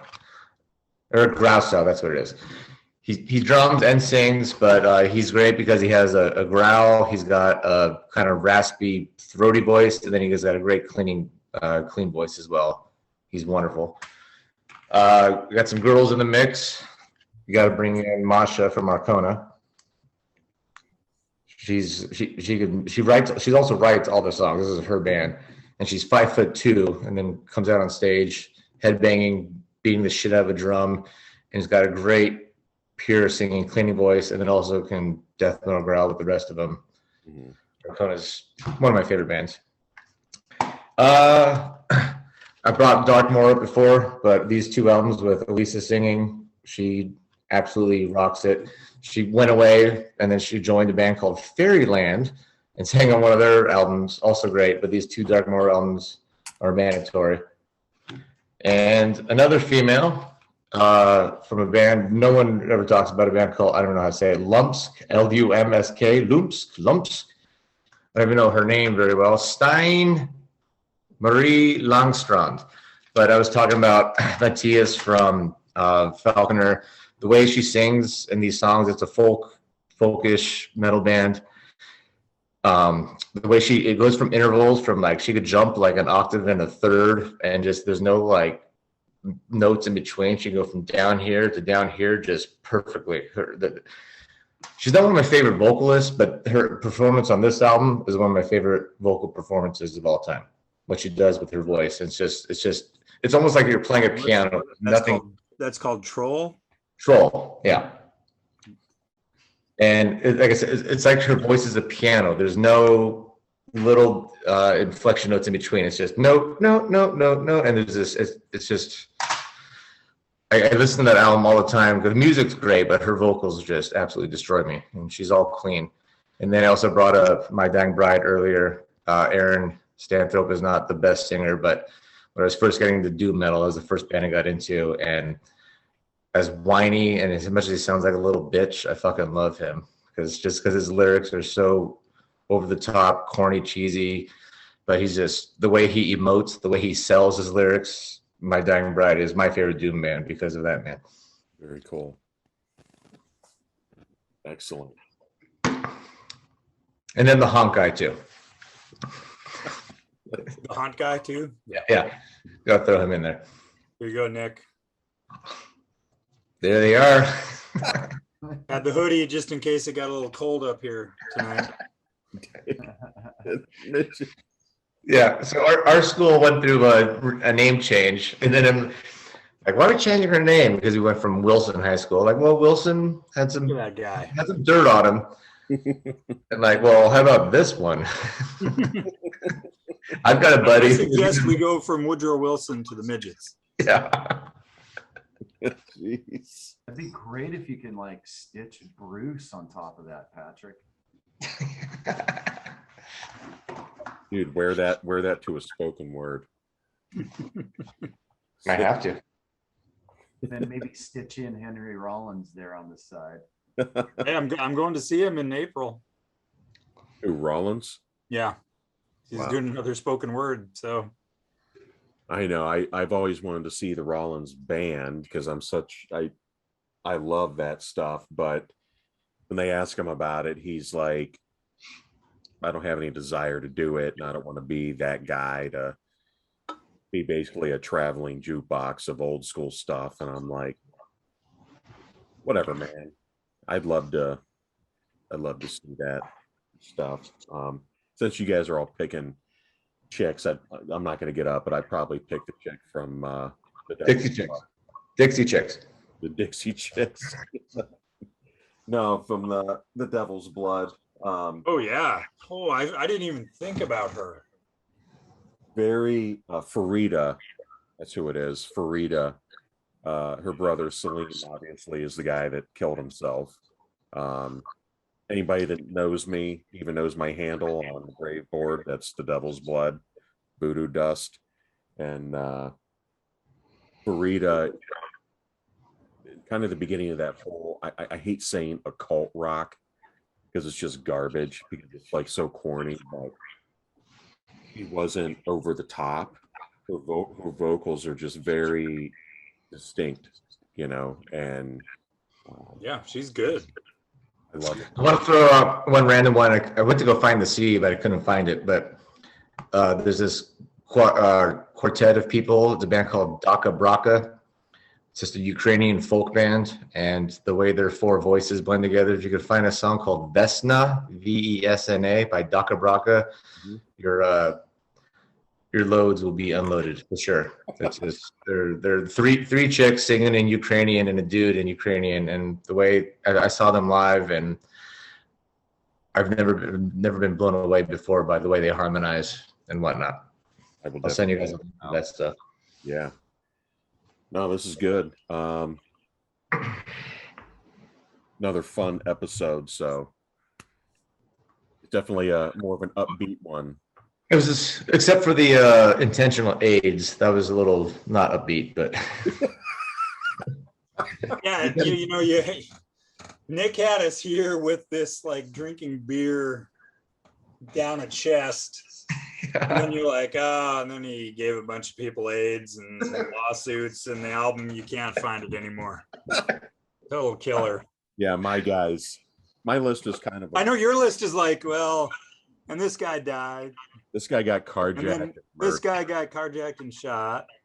Nick tried to bring it back with like police strip searching the guy in a black and white hard and heavy video.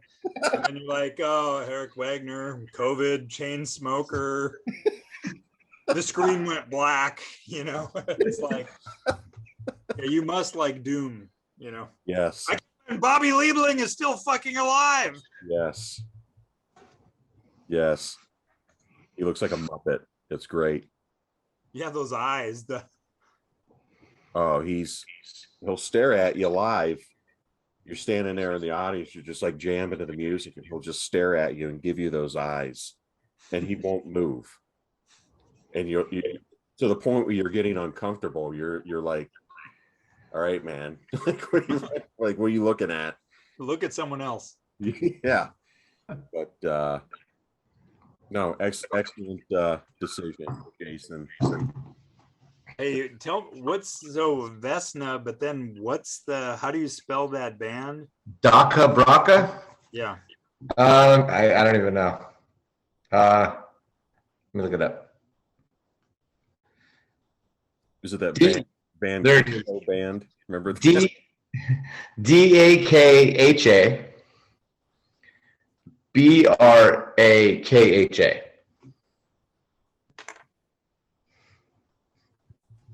Daka Braka and Vesna.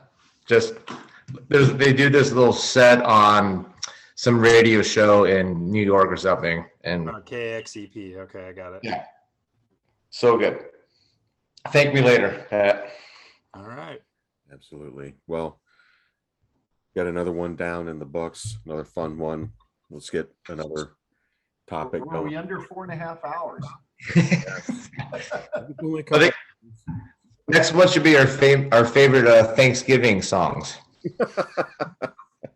Does Haunt have a Thanksgiving album? No, but give him time. Yeah. You got a couple weeks yet. He could put out another 7 albums. I requested Flag Day. It would be turkey. Canadian Thanksgiving. Platter. All right, guys. Thanks. Until next time. All right. All right. Good night, gentlemen. Later. Later.